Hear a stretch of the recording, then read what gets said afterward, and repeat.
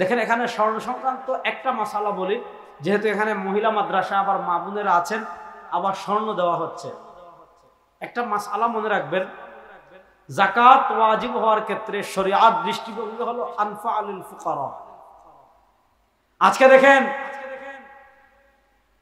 আমাদের দেশে আমরা কত কত উন্নয়নের কথা বলি, কত উন্নয়নের কথা শুনি। আওয়ামী লীগের আমলে তো তাদের জিকিরই হয়ে গিয়েছিল উন্নয়ন। সকাল বিকাল সন্ধ্যা রাত টিভিতে, টকশোতে, জনসভায়, সাক্ষাৎকারে, মিডিয়ায়, সব জায়গায় এদের জিকিরই ছিল উন্নয়ন।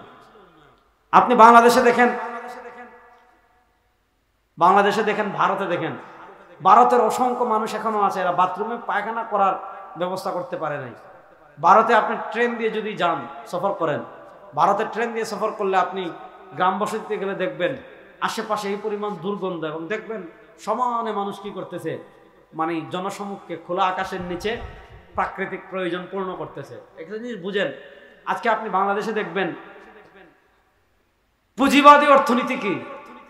পুঁজিবাদী অর্থনীতি ধনীকে ধনী বানায়, দরিদ্রকে আরো দরিদ্র বানায়। পুঁজিবাদী অর্থনীতি ধনীকে দরবেশ বানায়, ধনীকে মাফিয়া বানায়, দরবেশ বানায়। আমাদের বাংলাদেশের টোটাল টাকা এরকম 10-15টা জানোয়ার,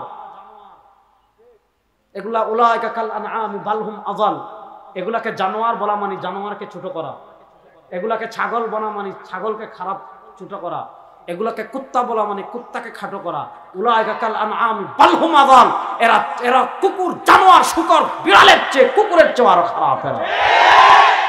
কেন বললাম এটা? বলার কারণ কি ভালো করে বুঝেন। এটা বলার কারণ হলো আমাদের পুরা বাংলাদেশের শেয়ার বাজার এক দরবেশ খেয়ে ফেলছে। কথা বুঝতেছেন? আমাদের পুরা বাংলাদেশের শেয়ার বাজার এক দরবেশ খেয়ে ফেলছে। এরকম 4-5টা এক দরবেশ আসে, এক দরবেশ চট্টগ্রামের এসালম পুরা ইসলামী ব্যাংক খেয়ে ফেলছে। শুধু ইসলামী ব্যাংক না, আরো অসংখ্য ব্যাংক খেয়ে ফেলছে। আরেক দরবেশ সালমান এফ রহমান দাড়ি কেটে ফেলছে, দেখেন না? সে আমাদেরকে সহিহ হাদিস শিখাইতো। শয়তান মানে, তাকে শয়তান বলা মানে শয়তানকে ভ্রমণ করা, এগুলা শয়তানের বাপ। এগুলো কথা ভালো করে বুঝেন। শয়তান বলবে আমি কি শয়তান, এটা তো আমার চেয়ে আরো বড় শয়তান। আপনি চিন্তা করেন, এক রাষ্ট্রের শেয়ার বাজার বিলিয়ন বিলিয়ন ডলার শেয়ার বাজার এক দরবেশ লুট করে ফেলছে। পুরা ব্যাংকের পর ব্যাংক লুপাট করে ফেলেছে। পুঁজিবাদী অর্থনীতি ধনীকে আরো ধনী বানায়, চোরকে আরো বড় চোর বানায়, ডাকাতকে আরো বড় ডাকাত বানায়, টাকা পাচারকারীকে আরো বড় টাকা পাচারকারী বানায়। আর দরিদ্রের চুষতে চুষতে গরিবের রক্ত চুষে যে অর্থনীতি, ওই অর্থনীতির নাম হলো পুঁজিবাদী অর্থনীতি। আর ইসলামী অর্থনীতি হলো তুমি ধনী, যাকাত দাও। আসেনি? কাদ আফলা আল্লাযীনা ইউমিনুনা বিল গায়ব।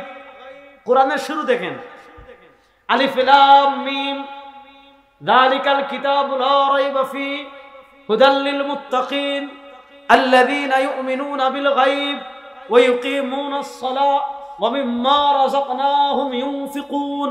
আপনি কোরআনের 82 অধিক জায়গায়, 80 অধিক জায়গায় পাবেন আল্লাহ যেখানে বলেছেন আকিমুস সালাহ আতুজ যাকাত, সাথে আল্লাহ যাকাত দেওয়ার কথা বলেছেন।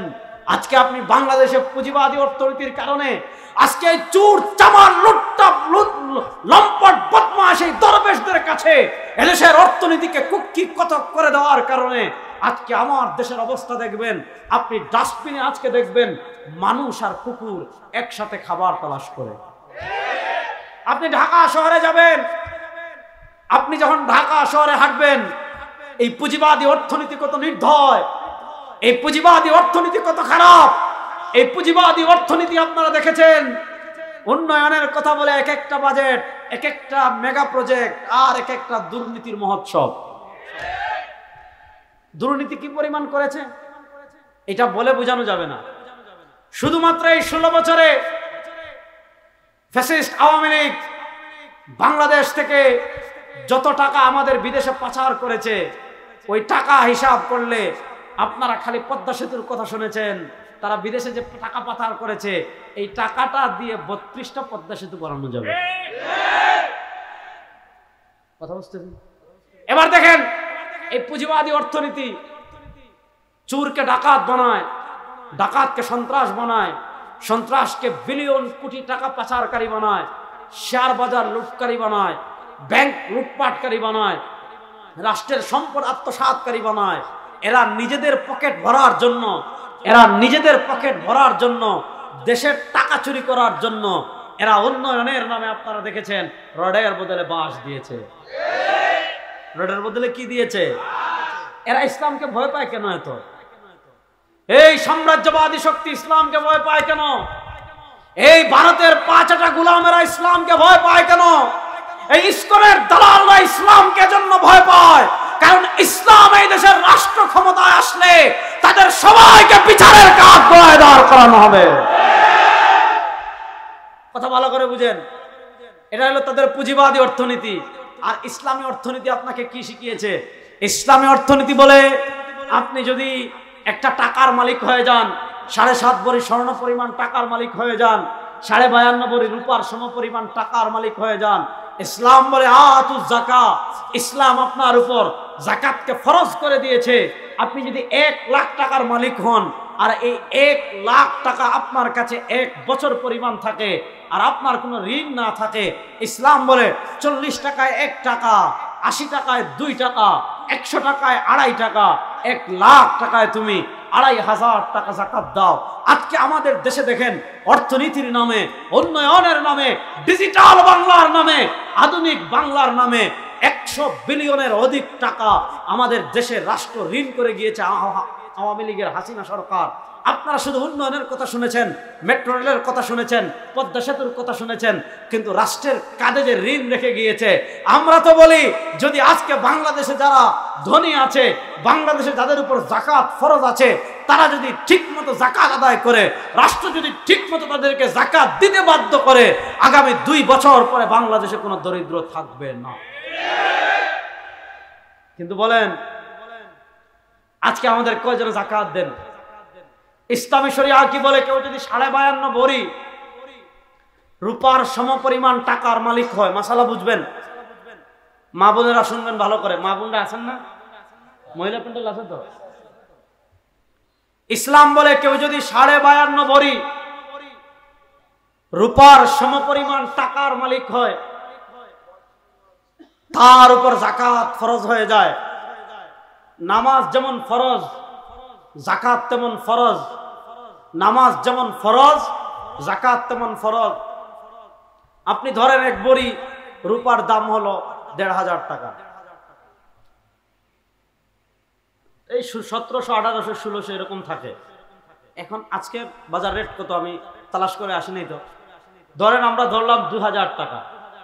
যদি 1 ভরি রূপার দাম 2000 টাকা হয়, তাহলে 52.5 ভরি রূপার দাম হয় 1,07,000, 8,000 টাকা।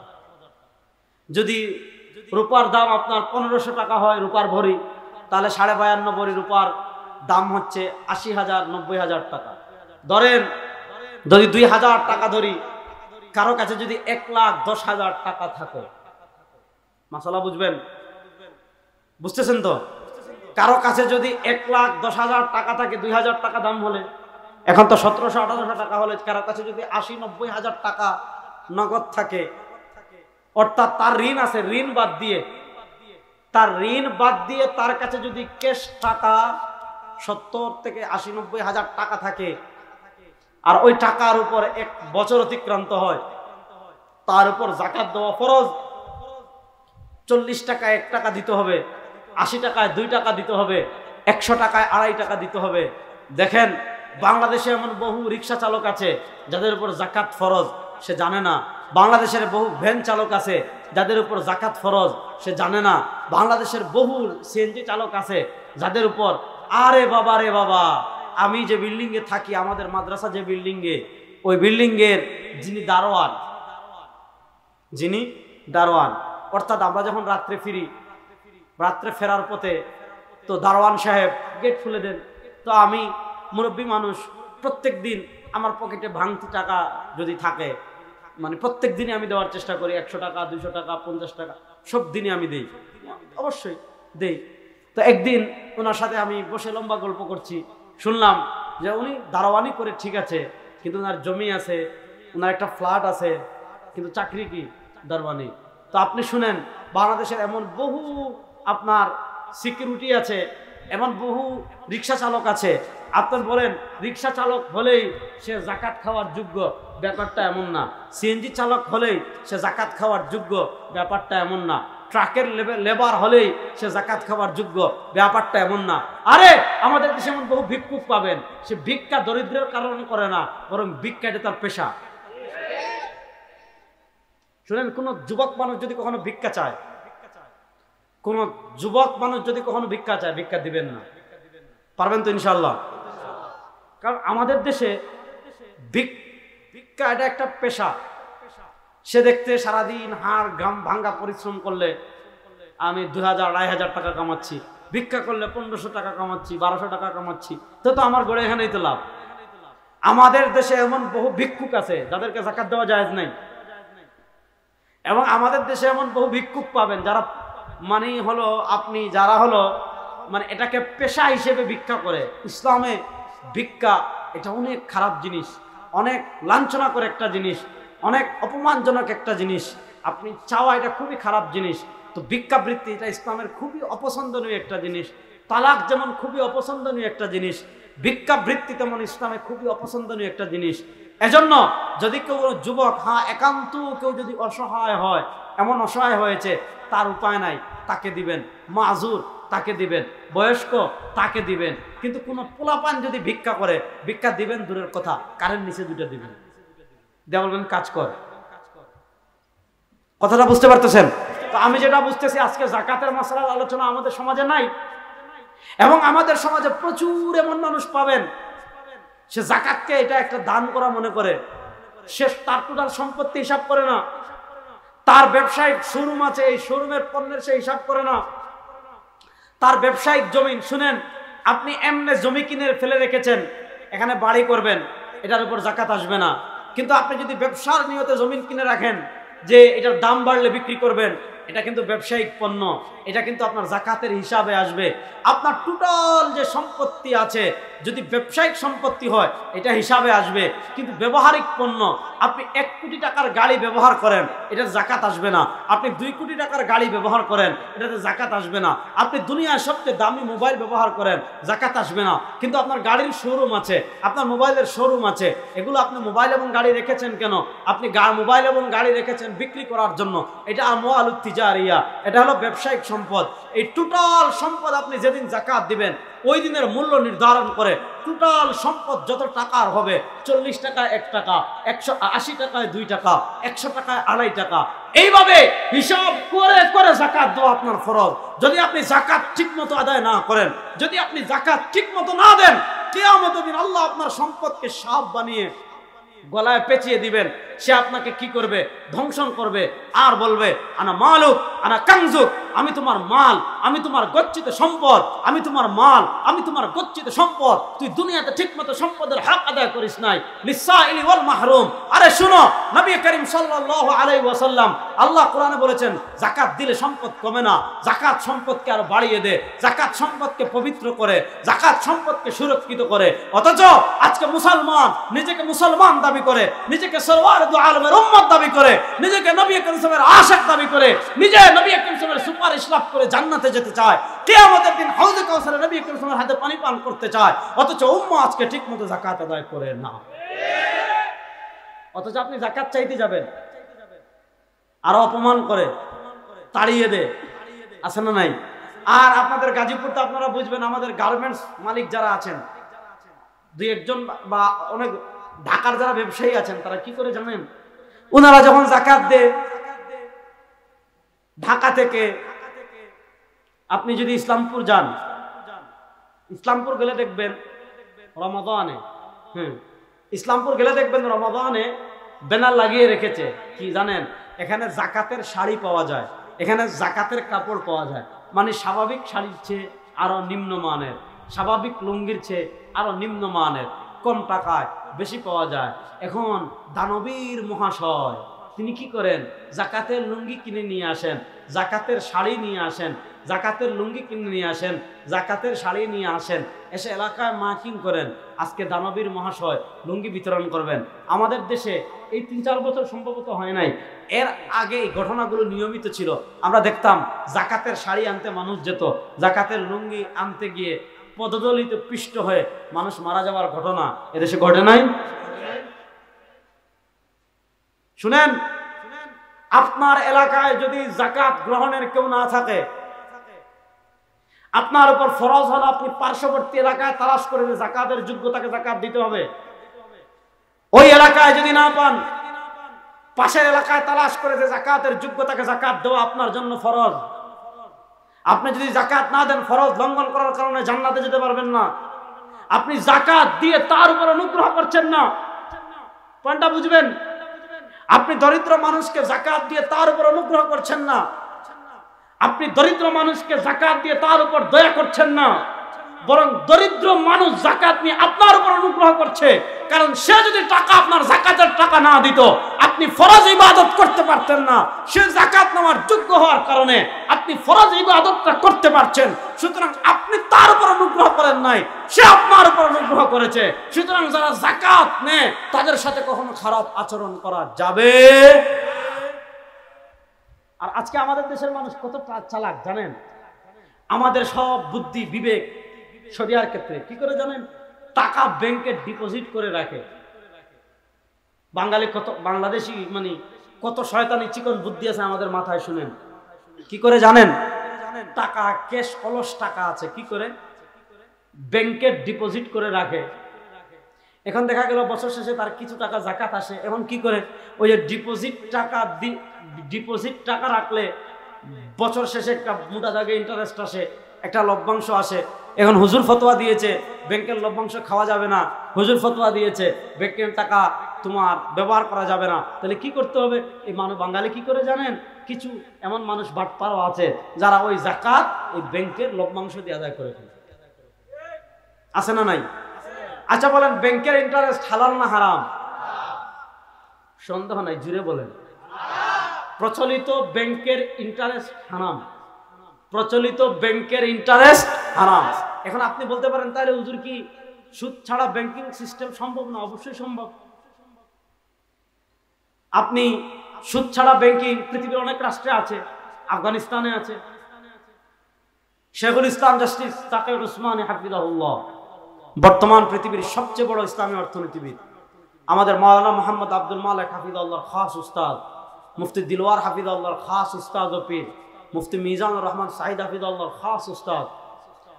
বর্তমান পৃথিবীর যে 2-4-5 জন হাতে গোনা কয়েকজন শ্রেষ্ঠ আলেম আছেন, তার ভিতরে অন্যতম হলেন শেখুল ইসলাম জাস্টিস মুফতি মোহাম্মদ তাকে উসমানী হাফিজাহুল্লাহ, অনেক বড় আলেম। তিনি তার নানা অর্থনীতির বইয়ে ইসলামী ব্যাংক কি এক বুনিয়াদি তাআরুফ, তিনি ইসলামী ব্যাংকের পরিচয় তুলে ধরেছেন। তার লিখিত বই আছে গায়ের সুদি ব্যাংকারি, অর্থাৎ সুদমুক্ত ব্যাংকিং। এটা সম্ভব, করা যাবে না ব্যাপারটা এমন না। কিন্তু আমরা আজকে ইসলাম থেকে দূরে সরতে সরতে সরতে সরতে ইসলামকে আংশিক চর্চা করতে করতে করতে করতে ইসলাম সম্পর্কে আংশিক জানতে জানতে জানতে জানতে আমাদের মাথা এরকম গিয়েছে, আমাদের ইলম আকল এত কমেছে, ইসলামকে আমরা আজকে এতটা গণ্ডিবদ্ধ করে ফেলেছি। ইসলামে যে ব্যাংকিং আছে, ইসলামে যে ব্যাংকিং আছে, এটা আমরা বিশ্বাসই করি না, এটা আমরা মানতেই পারি না। দেখেন, আপনি ব্যাংকে টাকা রাখতে পারেন, যেহেতু এখন মানুষ ঘরে টাকা রাখে না, আপনি ব্যাংকে টাকা রাখতে পারেন, সমস্যা নাই। কিন্তু আপনি চেষ্টা করবেন এমন ভাবে রাখতে যে সাধারণ অ্যাকাউন্ট, কারেন্ট অ্যাকাউন্ট, যে অ্যাকাউন্টে রাখলে সাধারণত ইন্টারেস্ট সুদ আসে না। কিন্তু এখন তো যে অ্যাকাউন্টে আপনি রাখেন কিছু না কিছু ইন্টারেস্ট আপনাকে দেয়। সুতরাং আপনার জন্য ফরজ হলো, ওয়াজিব হলো, আবশ্যক হলো, আপনি ব্যাংকে টাকা রাখলে ব্যাংক যে আপনাকে ইন্টারেস্ট দিবে ওই ইন্টারেস্টটা আপনি সওয়াবের নিয়ত ছাড়া সদকা করে দিবেন। সওয়াবের নিয়ত ছাড়া কি করে দিবেন? সদকা করে দিবেন। মনে করেন আপনার ইন্টারেস্ট আছে 5,000 টাকা, এটা আপনি কি করবেন? যারা দরিদ্র, জাকাত খাওয়ার যোগ্য, একদম হত দরিদ্র, এমন কাউকে দিবেন আপনি জানেন দান সদকা করলে সওয়াব হয়, কাউকে টাকা দিলে সওয়াব হয়, কাউকে সহযোগিতা করলে এটা অনেক নেকির কাজ। রাসূলুল্লাহ সাল্লাল্লাহু আলাইহি ওয়াসাল্লাম বলেছেন, মান নাফাসা আন মুমিনিন কুরবাতাম মিন কুরাবিদ দুনিয়া নাফাসাল্লাহু আনহু কুরবাতাম মিন কুরাবি ইয়াউমিল আখিরাহ। দুনিয়ার কোনো মানুষ সমস্যায় পড়েছে, দুনিয়ার কোনো মানুষ পেরেশানিতে পড়েছে, দুনিয়ার কোনো মানুষ মুসিবতে পড়েছে, আপনি সামান্য সহযোগিতা করে তাকে যদি পেরেশানি থেকে মুক্তি দান করেন, তাকে যদি মুসিবত থেকে মুক্তি দান করেন, তার চিন্তা দূর করতে আপনি যদি সহযোগিতা করেন, নবী করিম সাল্লাল্লাহু আলাইহি ওয়াসাল্লাম বলেন কিয়ামতের দিন আল্লাহ আপনার পেরেশানি দূর করে দিবেন। আজকে এই সুদখুররা আমাদেরকে মানবতা শিখায়। এই পৃথিবীর শ্রেষ্ঠ সন্ত্রাসী যারা আমেরিকা ইসরায়েল, মানবতার শত্রু এরা। এই মুদি মানবতার শত্রু, কসাই কসাই মুদি, ঠিক না? এরা কসাই, এরা মুসলমানদেরকে কসাই, এরা কসাই। আপনারা জানেন এই কসাই গুজরাটে মুসলমানদেরকে হত্যার মূল নায়ক ছিল সে। যারা এই মুদিকে এনে দেশে আলেমদের উপর অত্যাচার করেছিলেন, জুলুম করেছিলেন, শিক্ষা সিলেবাসে হিন্দুত্ববাদী শিক্ষা সিলেবাস কি করেছিলেন, জারি করেছিলেন, যারা এই দেশকে ভারতের অঙ্গরাজ্য বানানোর স্বপ্ন দেখেছিলেন, আজকে আপনারা পরাজিত হয়েছেন, দেশপ্রেমিক মুসলমানরা বিজয়ী হয়েছে। আপনারা শেষ। আজকে আপনারা শ্বাস ফেলার জায়গা পাচ্ছেন না। আপনাদের এই দেশে শ্বাস ফেলার কি নাই জায়গা নাই। ভয়ে কেউ ভারতে পালিয়েছেন, কেউ বেলজিয়ামে পালিয়েছেন। ওরে গুন্ডামি আর ক্ষমতা কোথায় এখন বেরোন। আমরা তো আসি ভাই, আমরা আসি না? আমরা গত বছর যেভাবে আছি এখনো আছি। ইসলাম এই দেশে ছিল, আছে, থাকবে। ইসলামকে যারা মাইনাস করতে চাইবে তারা এই দেশের ভারতে পালিয়ে যেতে বাধ্য হবে। ইসলামকে কেউ এই দেশ থেকে মুছে ফেলতে পারবে। আমি যে কথা আপনাদেরকে বলতে চাচ্ছি, স্বর্ণের মাসালা যেহেতু স্বর্ণ দিচ্ছে, দেখেন কোথা থেকে ওয়াজ আজকে কোথায় যাচ্ছে। স্বর্ণের কথা বলছিলাম, যদি কেউ 7.5 ভরি স্বর্ণ কারো মালিকানায় থাকে, তার উপর কি ওয়াজিব, তার উপর জাকাত ফরজ হয়ে যায়। এখানে একটা ভুল মাসালা আছে। অনেক মহিলার উপর জাকাত ফরজ হয়, কিন্তু সে জানে না। কেন জানে না জানেন? আমাদের অনেকের স্ত্রীর উপর জাকাত ফরজ থাকে, আমাদের অনেকের বোনের উপর জাকাত ফরজ থাকে, আমাদের অনেকের মায়ের উপর জাকাত ফরজ থাকে। কিন্তু আমরা সঠিক মাসআলা না জানার কারণে, আলেমদের থেকে জেনে জেনে সঠিক মাসআলা না শিখার কারণে আমরা এখানে ভুল করি। কি ভুল করি জানেন? যে আমরা এতটুকু তো সবাই জানি যে 7.5 ভরি স্বর্ণ থাকলে এটার উপর কি আসে, জাকাত আসে। কিন্তু এখানে আরেকটা জিনিস বুঝেন, কারো কাছে স্বর্ণ আছে কিছু, সাথে টাকা আছে কিছু। মাসালাটা আবার বুঝেন, কারো কাছে স্বর্ণ আছে কিছু, সাথে নগদ টাকা আছে কিছু। এখন আপনি মিলাবেন দুইটাকে। মনে করেন স্বর্ণ আছে 3 ভরি, নগদ টাকা আছে 10,000, 20,000, 50,000, 1 লাখ অ্যাকাউন্টে থাকে মহিলাদের। তো যেটা বলছিলাম, এখন আপনার কাছে স্বর্ণ আছে 3 ভরি, নগদ টাকা আছে 10,000। এখন আপনি স্বাভাবিকভাবে দৃষ্টিতে দেখলে যে স্বর্ণের নেশাব যেহেতু 7.5 ভরি, তার কাছে যেহেতু 7.5 ভরি স্বর্ণ নাই, সুতরাং তার উপর জাকাত আসবে না। এটা আপনি সাধারণ নজরে দেখলে বুঝবেন। কিন্তু এখানে একটা মাসালা শুনেন, গুরুত্বপূর্ণ মাসালা শুনেন। ওই যে আগে আমি যে মূলনীতি বলেছিলাম, ইসলামে জাকাত ফরজ করার ক্ষেত্রে এখানে দেখেছে আনফা আলিল ফুকারা, দরিদ্রদের জন্য কোনটা উপকারী। আজকে স্বর্ণের দাম অনেক, 7.5 ভরি স্বর্ণ প্রায় 9 লাখ টাকার মতো হয়ে যাবে, কিন্তু 52.5 ভরি রূপার দাম লাখের আশপাশ থাকবে। ইসলাম বলে না, 9.5 লাখ 10 লাখ টাকা না। যদি কারো কাছে রূপার সমপরিমাণ মূল্যের টাকা থাকে, তার উপর জাকাত ফরজ হবে। এখন তার কাছে 3 ভরি স্বর্ণ আছে, সাথে নগদ ক্যাশ কিছু টাকা আছে। এখন দেখতে হবে ওই নগদ টাকা আর স্বর্ণের মূল্য মিলিয়ে যে টাকাটা হয়, যে অ্যামাউন্টটা হয়, ওইটা 52.5 ভরি রূপার সমপরিমাণ হয় কিনা। যদি 52.5 ভরি রূপার সমপরিমাণ মূল্যের টাকা হয়ে যায়, তাহলে তার উপর জাকাত ফরজ। তাহলে তার উপর জাকাত কি হয়ে যায়? ফরজ হয়ে যায়। এখন আমাদের দেশে যে সকল মহিলাদের বিবাহ হয়, প্রত্যেকের কিছু না কিছু স্বর্ণ থাকে। আমাদের দেশে বিশেষ করে মধ্যবিত্তর উপরে যারা, মধ্যবিত্ত দরিদ্র আমি বাদ দিলাম, মধ্যবিত্ত থেকে একটু উপরে যাদের ফ্যামিলিগত অবস্থান, ফ্যামিলিগত স্ট্যাটাস যাদের মধ্যবিত্ত থেকে একটু উপরে, তাদের প্রত্যেকের ঘরের মহিলা 2-2.5-3 ভরি স্বর্ণ থাকে। এখন 3 ভরি স্বর্ণের দাম, এখন স্বর্ণের ভরি কত টাকা আপনারা জানেন? 1.5 লাখের উপরে অনেক সময় চলে যায়। তাহলে আপনি চিন্তা করেন 3 ভরি স্বর্ণ হলে 3 লাখ আরো 1.5 লাখ, 4.5 লাখ 5 লাখ টাকা, সাথে আপনি 10,000 টাকা মিল করেন, তাহলে 5.5 লাখ আর 5,60,000 টাকার সমপরিমাণ তার কাছে সম্পদ আছে। এখন তাকে কি করতে হবে? 1 লাখ টাকায় 2,500, 2 লাখ টাকায় 5,000, 3 লাখ টাকায় 7,500, 4 লাখ টাকায় 10,000, এইভাবে হিসাব করে করে করে করে আপনার কাছে যদি ব্যবসায়িক পণ্য 1 কোটি টাকা থাকে, লাখে 2,500 টাকা। আপনার স্বর্ণ যদি কোটি টাকা পরিমাণ হয়, লাখে 2,500 টাকা। আপনার রূপা যদি কোটি টাকা পরিমাণ হয়, লাখে 2,500 টাকা। আপনার ব্যাংক ব্যালেন্স যত লাখ টাকা হবে, আপনি লাখে 2,500 টাকা হিসাব করে করে একদম, বাংলাদেশে একদম বলছেন না যে পাই পই পই করে হিসাব দিতে হবে, আপনি একদম পাই টু পাই, একদম প্রত্যেকটা দানার, প্রত্যেকটা ছোট্ট পয়সা, প্রত্যেকটা টাকার হিসাব করে যাকাত দেওয়া আপনার জন্য ফরজ। আজকে আমাদের দেশে শান্তি নাই।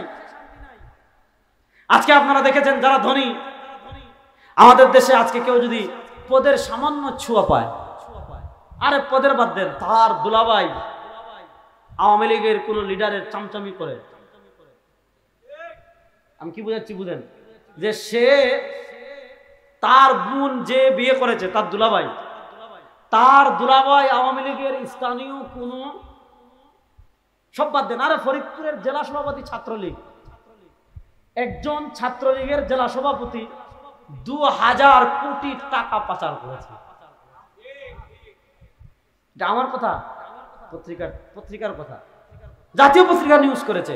তাহলে একটা দেশের অর্থনীতিতে কি পরিমাণ দুর্নীতি থাকলে, একটা দেশের অর্থনীতিতে কি পরিমাণ দুঃশাসন থাকলে, একটা দেশের অর্থনীতি কি পরিমাণ পঙ্গু হলে, একটা দেশের সিস্টেম সমাজ ব্যবস্থা কি পরিমাণ নষ্ট হলে, একটা দেশের বিচার বহির্ভূত অবস্থা কোন পর্যায়ে পৌঁছালে ছাত্রলীগের একটা জেলা সভাপতি 2,000 কোটি টাকা পাচার করে, 2,000 কোটি টাকা।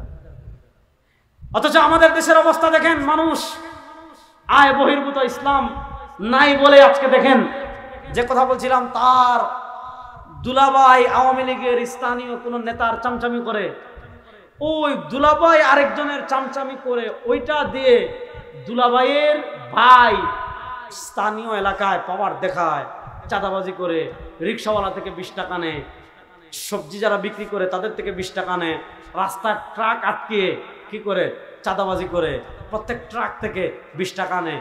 দেখেন, আমাদের দেশের সাবেক পরিকল্পনা মন্ত্রী বলেছিলেন, আওয়ামী লীগ, ফ্যাসিস্ট আওয়ামী লীগের আমলে পরিকল্পনা মন্ত্রী বলেছিলেন যে আমরা বাজেট করি 100 টাকা ধরেন, আর এই টাকা যেই কাজে আমরা বাজেট করেছি ওই কাজ পর্যন্ত যেতে যেতে খাইতে খাইতে খাইতে খাইতে 100 টাকা 10 টাকা হয়ে যায়। শুনেন, আপনারা আজকে যারা মানুষের বানানো তন্ত্র মন্ত্রের কথা বলেন, আমরা দেখেছি এই মানুষের বানানো তন্ত্র মন্ত্র দিয়ে এক জেলা সভাপতি 2,000 কোটি টাকা পাচার করে। এই মানুষের বানানো তন্ত্র মন্ত্র দিয়ে আমরা দেখেছি 100 টাকা কাজ পর্যন্ত আসতে 10 টাকা হয়ে যায়। আর ইসলাম যদি দেশের রাষ্ট্র ক্ষমতায় আসে, 1 টাকা ডাকাতি করার সাহস কোনো বাপের বেটা পাবে না। এরা ইসলাম,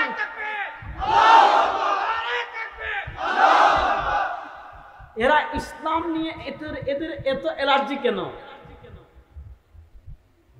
আপনি দেখবেন এরা ইসলামকে সহ্যই করতে পারে না। কেন জানেন? কারণ ইসলাম আসলে দেশের টাকা পাচার করবেন, চুরি করবেন,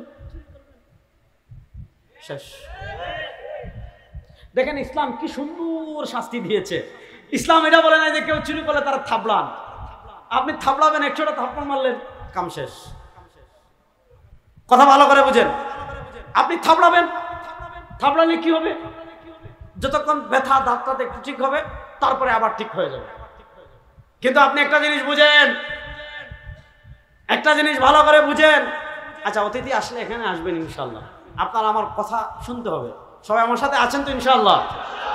আবার মূল কথায় আসেন। তা আমরা যেটা বললাম যে আজকে পুঁজিবাদী অর্থনীতির কারণে আজকে এমনও হয়েছে যে একজন ছাত্রলীগের জেলা সভাপতি সে 1, 2, 3, 4, 5, 6, 7, 8 না 2,000 কোটি টাকা যদি পাচার করে, অথচ এই টাকা মনে করেন রাষ্ট্রে আছে, এই 2000 কোটি টাকায় জাকাত আসে কয় টাকা আপনি মনে করেন কত টাকা? ইসলাম বলে কি কি সুন্দর, ইসলাম এটা বলে না যে আপনি ধনী হতে পারবেন না, নাউজুবিল্লাহ। দেখেন আমাদের নবী করিম সাল্লাল্লাহু আলাইহি ওয়াসাল্লাম মাক্কি জীবনে তিনি যেমন দরিদ্রও ছিলেন, আবার তিনি নবী করিম সাল্লাল্লাহু আলাইহি ওয়াসাল্লাম দানশীলের ক্ষেত্রে তিনি কত উদার ছিলেন। কান রাসূল আজওয়াদা বিল খাইর মিনার রিহিল মুরসালা, রাসূলুল্লাহ সাল্লাল্লাহু আলাইহি ওয়াসাল্লাম দানশীল, দান করার ক্ষেত্রে এত বেশি অগ্রসর ছিলেন।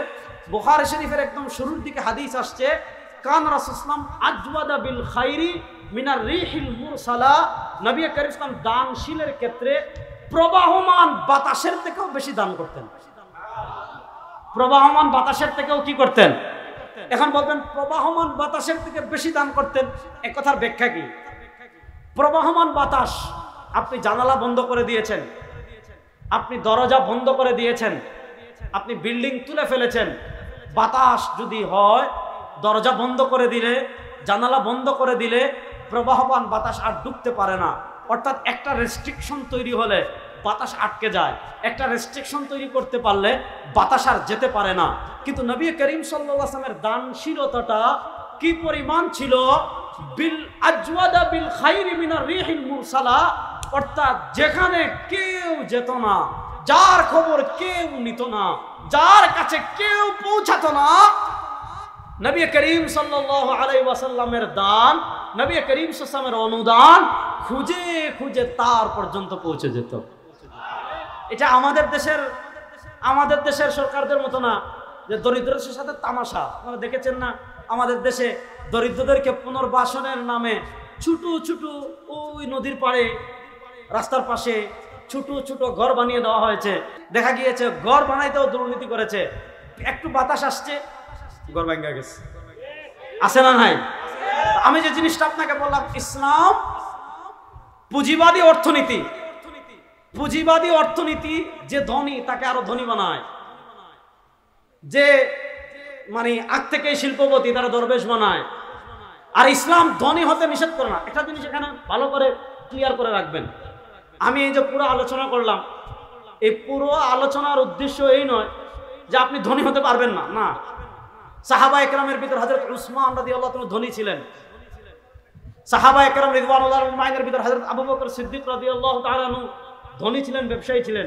আরে সব বাদ দেন, আমাদের আম্মাজান নবী করিম সাল্লাল্লাহু আলাইহি ওয়াসাল্লামের স্ত্রী আমাদের আম্মাজান হযরত খাদিজাতুল কুবরা রাদিয়াল্লাহু তাআলা ধনী ছিলেন। মদিনা হিজরতের পর আপনার যখন খায়বার বিজয় হয়েছে, সাহাবা একরাম ধনী হয়েছেন। আরো অনেক সাহাবারা ধনী ছিলেন, অনেক সাহাবী।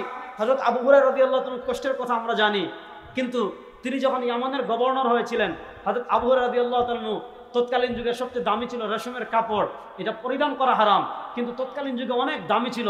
হযরত আবু হুরায়রা রাদিয়াল্লাহু তাআলা রেশমের কাপড় দিয়ে মুখ পরিষ্কার করতেন আর বলতেন, আরে তুমি তো ওই আবু হুরায়রা যে আবু হুরায়রা ক্ষুধার কারণে মদিনার গলিতে পড়ে থাকতে।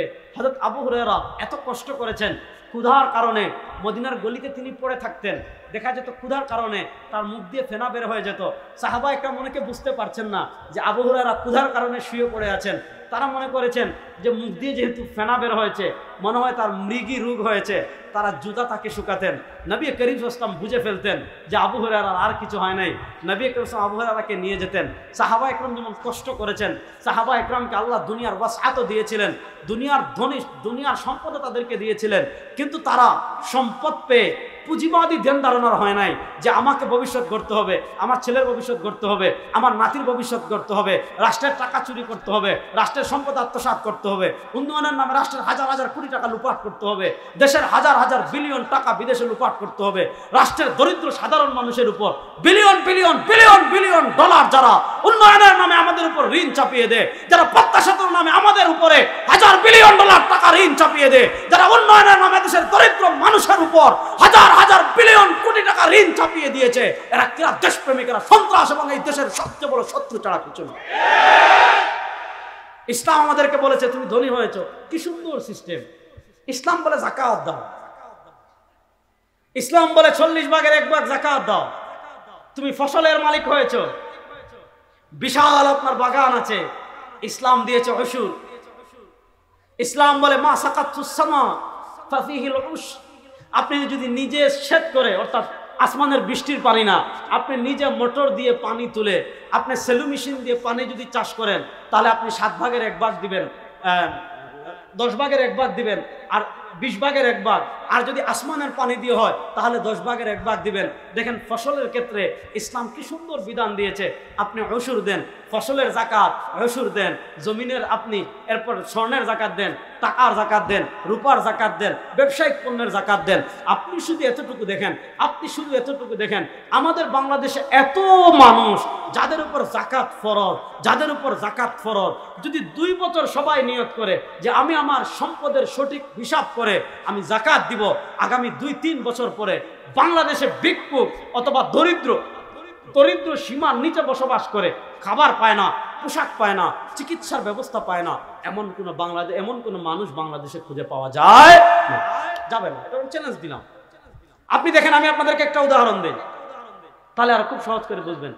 আজকে দেখেন পৃথিবীতে আশ্চর্যজনক যতগুলো বিষয় আছে, খুব মনোযোগ দিয়ে কথা বুঝবেন। আজকে পৃথিবীতে আশ্চর্যজনক যতগুলো বিষয় আছে, তার ভিতর একটা বিষয় হলো আফগানিস্তানের এগিয়ে যাওয়া। কেন আশ্চর্যজনক বিষয় বললাম? দেখেন 2001 থেকে নিয়ে 2021 দীর্ঘ 20 বছরের লড়াই। আপনি এই লড়াই কাদের বিরুদ্ধে? যেমন আমরা 15 বছর বাংলাদেশের মানুষের একটা মনস্তাত্ত্বিক লড়াই ছিল আধিপত্যবাদী ভারতের বিরুদ্ধে। তারা আমাদের উপর কি পরিমাণ জেকে বসেছিল আপনি চিন্তা করতে পারবেন। আমাদের শুধু শিক্ষা সিলেবাসের বইগুলো, যদি আওয়ামী লীগের আমলে সর্বশেষ 2021 শিক্ষা সিলেবাসের যে বইগুলো ছেপেছিল, এগুলো যদি আমরা তো এগুলো নিয়ে গবেষণা করেছি, 500 পৃষ্ঠার অধিক গবেষণা করে আমরা অন্তর্বর্তীকালীন সরকারের শিক্ষা উপদেষ্টা, তারপরে এনসিটিভি পরিচালক, সবার কাছে আমরা জমা দিয়েছি। দেখেন সিস্টেমেরা ইসলামের সবকিছু বাদ দিয়ে তারা হিন্দুত্ববাদী সংস্কৃতিকে প্রমোট করেছে। যেমন আমরা যখন কারোর সাথে দেখা হয়, আসসালামু আলাইকুম রহমতুল্লাহ, ইসলামের সংস্কৃতি হলো সালাম, হিন্দুত্ববাদী সংস্কৃতি হলো প্রণাম। আর স্কুলের বই বাদ দেন, আলিয়া মাদ্রাসার বইয়ে সালাম বাদ দিয়ে প্রণামকে প্রমোট করা হয়েছে। তা আমাদের দেশের ইতিহাসের বইয়ে কি লেখা হয়েছিল জানেন? এটা 2 বছর আগের ঘটনা। ইতিহাসের বইয়ে লেখা আছে ভারতে মুসলমান যে 700 বছর শাসন করেছে। আরে ভারতে হিন্দুরা ক্ষমতা আসার কতদিন হয়েছে? 1947 থেকে আজকে 2024। এর আগে 1803 থেকে 1947 পর্যন্ত এই উপমহাদেশ শাসন করেছে ইস্ট ইন্ডিয়া কোম্পানি, ব্রিটিশ। আর 1803 থেকে এর আগে 700 বছর শাসক কারা ছিল? মুসলমান। এই যে 700 বছরের দীর্ঘ শাসন ব্যবস্থা আমাদের বাংলাদেশের ইতিহাসে বইয়ে কি লিখেছে জানেন?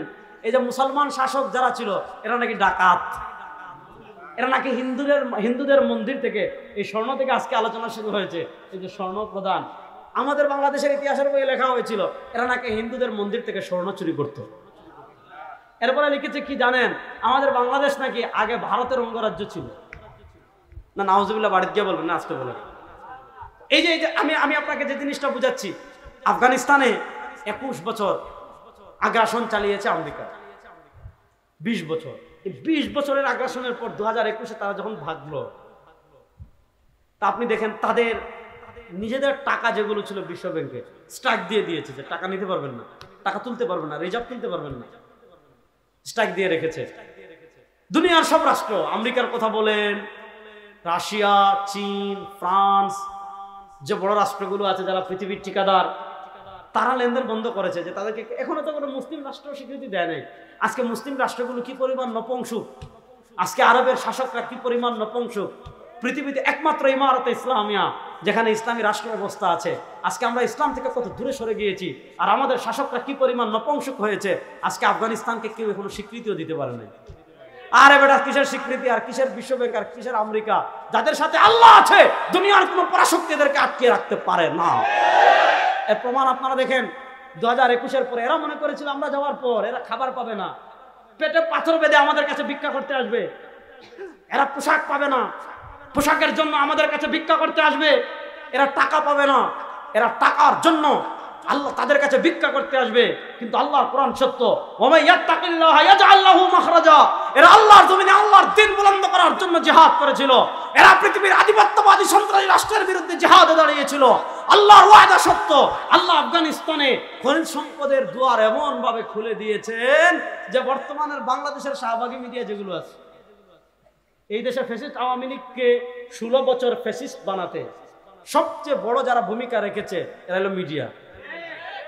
দিন নাই রাত নাই, দেখেন দিনের বুট রাতে হয়ে গেছে, মিডিয়া বলে নাই। দিনের বুট কি হয়ে গিয়েছে? রাতে হয়ে গিয়েছে। বিনা বুটে এমপি 152 জন। এটা দেখেন, আপনি যত জুলুম করবেন আপনার পতন তত ভয়াবহভাবে হবে। পৃথিবীর ইতিহাসে এমন কোনো নজির নাই যে সরকার পতনের সাথে সাথে 300 জন এমপি পলায়ন করেছে, পুলিশ পলায়ন করেছে, সবাই পলায়ন করেছে। পৃথিবীর ইতিহাসে এমন নজির নাই যে সরকার পতনের সাথে সাথে অনেক মসজিদের ইমামও ভাগছে। আপনি চিন্তা করতেছেন, অনেক মসজিদের ইমাম খতিব ভাগছে, অর্থাৎ ভয়াবহ পতন দুনিয়ার কোথাও হয় নাই। তো এটা আমাদেরকে কি মেসেজ দেয়? যে আপনি দুনিয়ার সামান্য ক্ষমতা পেয়ে জুলুম করবেন, অত্যাচার করবেন, অস্ত্র দিয়ে ইসলামকে নিভিয়ে দিতে চাইবেন, দেশ থেকে ইসলামকে বিতরণ করতে চাইবেন, ইসলাম থাকবে, আপনি শেষ, আপনি থাকবেন না ইনশাআল্লাহ। তো যে কথা বললাম, আপনারা দেখেন বাংলাদেশের শাহবাগী মিডিয়া নিউজ করছে যে আফগানিস্তানের অর্থনীতি যেভাবে এগিয়ে যাচ্ছে আগামী কয়েক বছরের ভিতর পৃথিবীর নতুন পরাশক্তি হবে আফগানিস্তান। তাতে বোঝা গেল সুদমুক্ত ব্যাংকিং পৃথিবীতে সম্ভব কি সম্ভব না? সম্ভবের নজরে। এবং সুদ ছাড়া যদি একটা জিনিস ভালো করে বুঝেন, আচ্ছা আপনারা ফতোয়া দেন তো, সুদ হালাল না হারাম? বলেন না, বড় আস্তে বললেন, সুদ হালাল না হারাম? আচ্ছা বলেন, যে কোনো সমাজে যদি সুদ ব্যাপক হয়ে যায়, এই সমাজে আল্লাহর রহমত পড়বে না গজব পড়বে? এখন দেখেন, আপনি যে 16 বছর খালি উন্নয়ন শুনলেন, আমাদের যেমন মুসলমানদের জিকির সুবহানাল্লাহ, আলহামদুলিল্লাহ, আল্লাহু আকবার, লা ইলাহা ইল্লাল্লাহ, আমরা ফজরের নামাজের পর 33 বার সুবহানাল্লাহ পড়ি, 33 বার আলহামদুলিল্লাহ পড়ি, 34 বার আল্লাহু আকবার পড়ি, সূরা হাশরের শেষ 3 আয়াত পড়ি। এই 15 বছর আওয়ামী লীগের জিকির ছিল উন্নয়ন, এর আর কোনো জিকির নাই তাদের। আপনি উন্নয়নের জিকির শুনেছেন, কিন্তু আপনার কাদের ঋণ কত টাকা রেখে গিয়েছে খবর নাই। 100 বিলিয়নের অধিক টাকা তারা ঋণ করে রেখে গিয়েছে। এই টাকা ঋণ যদি ভাগ করে সবার মাথার উপর দেওয়া হয়, প্রত্যেকের মাথায় রাষ্ট্রীয় ঋণ আছে 1.5 লাখ টাকা। আপনি হিসাব করেন এগুলো। এই যে তারা ঋণ করলো, সুদ সহ না সুদ ছাড়া, তাহলে এই রহমত আসবে কেমনে? সুতরাং মূল কথা, শেষ কথা আমি বলে শেষ করছি, ভালো করে বুঝেন। ইসলাম পূর্ণাঙ্গ জীবন বিধান। বলেন ইসলাম, সবাই বলেন ইসলাম পূর্ণাঙ্গ। ইসলামে যেমন ব্যক্তি কেমনে চলবে এটা আছে, ইসলামে যেমন পরিবার কেমনে চলবে এটা আছে, ইসলামে সমাজ কেমনে চলবে এটাও আছে, ইসলামের রাষ্ট্র কেমনে চলবে এটাও আছে, ইসলামের বিচার ব্যবস্থা কেমনে চলবে এটাও আছে, একটা রাষ্ট্রের অর্থনীতি কেমনে চলবে এটাও আছে।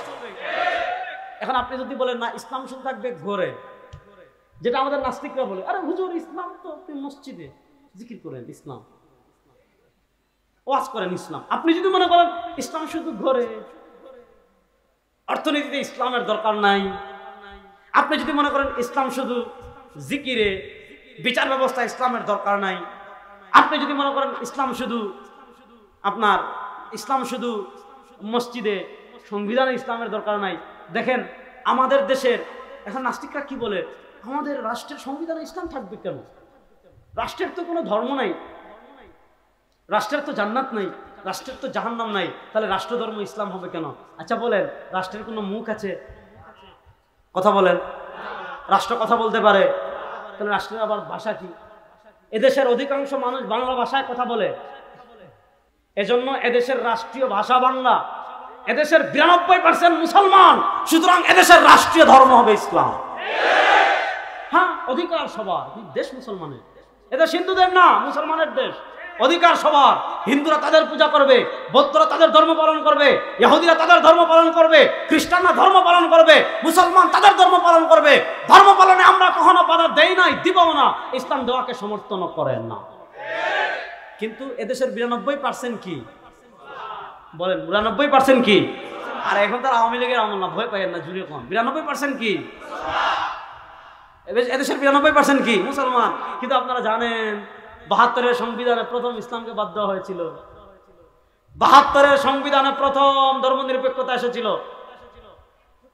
শহীদ প্রেসিডেন্ট জিয়াউর রহমান সাহেব যখন প্রেসিডেন্ট হলেন, তিনি এটাকে বাদ দিয়ে আবার সংবিধানে আনলেন আল্লাহর উপর আস্থা এবং পূর্ণ বিশ্বাস।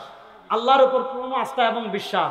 এটা শহীদ প্রেসিডেন্ট জিয়াউর রহমান সাহেবের আমল থেকে নিয়ে আওয়ামী লীগ মধ্যখানে ক্ষমতায় ছিল 96 থেকে 1।